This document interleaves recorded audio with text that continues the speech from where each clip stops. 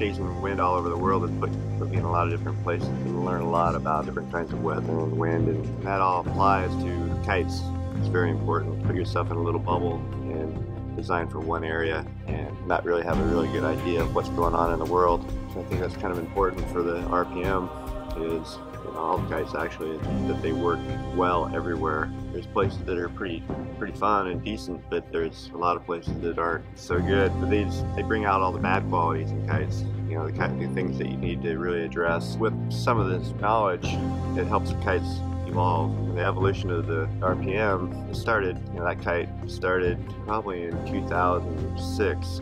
I started working on it, and I had a couple versions that I really liked, and it wasn't until probably 2008 that I really started getting it pretty dialed. And Yuri Zun was injured at the time, and he was coming back from an injury, and I talked to him and said, I really want you to try to fly this kite, because I think I'd like to build a kite that you could actually win a world championship on and give you the confidence to take it to a whole new level. So that's kind of that first RPM was the start of that. And then from that point on, it was an evolution of really making a kite that could win a world championship. So now that we've accomplished that 2 times in a row, the new RPM is even more refined. So it's just that evolution of over the years of tweaking a kite makes it really good. If you live the day in a life of R&D tweaking kites, you'd be pretty blown away that little subtle adjustments can make all the difference. You can have 20 kites that look exactly the same and go, well, they didn't change it, and they're completely different. So I think the reason that a lot of people want change because they want new, but they also want to have all the stuff they had plus new. They don't want to lose what they had. So that's the biggest goal, is to make a kite that has all the qualities of the old kite, but it has some benefits in the flying characteristics that benefit it in the big picture for the next generation. So that's kind of, I think, where we're at with the RPM now. It's still evolving. I still think it's a great platform with 3 struts. It's probably the most copied kite on the market right now, so that's a great thing to know that it's in a good platform. It was a leader of that. There's a lot of other 3-strut RPM looking kites on the market. I mean, it's pretty much the norm. It's like having a shortboard or something. It's like it's becoming a standard, and it's a standard that's it's a good platform for kiteboarding. And we ride all the other brands just to kind of see where they're at, and I think we're very ahead with the RPM still, because everybody's kind of copying this platform. I think, not to knock that they're bad kites or anything, they're awesome kites, they're on a great platform, but I think they're missing a few key ingredients because they're jumping on late in the game, and the key ingredients really is the differential bridle.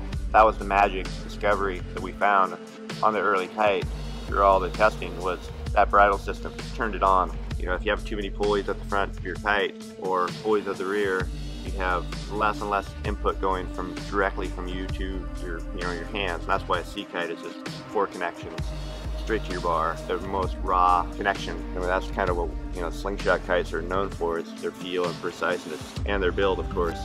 I don't know, if you fly a bunch of other kites in the market, RPM copies, you'll find 2 big differences.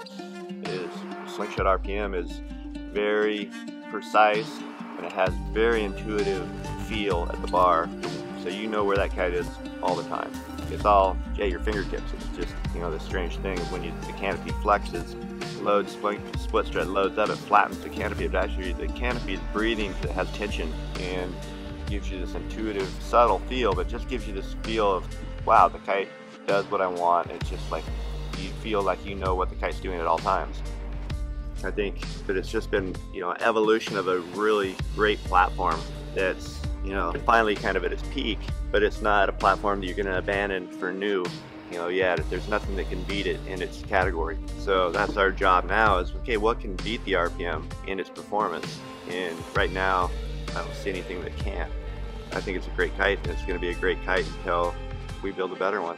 You can smoke it, and it might just be a better RPM. If you own an RPM 2013, 2012, 2010, 2009, you're stoked because you're riding and the kite's still flying, it works. And if you make the jump from any one of those years up to the new one, you're going to be very stoked.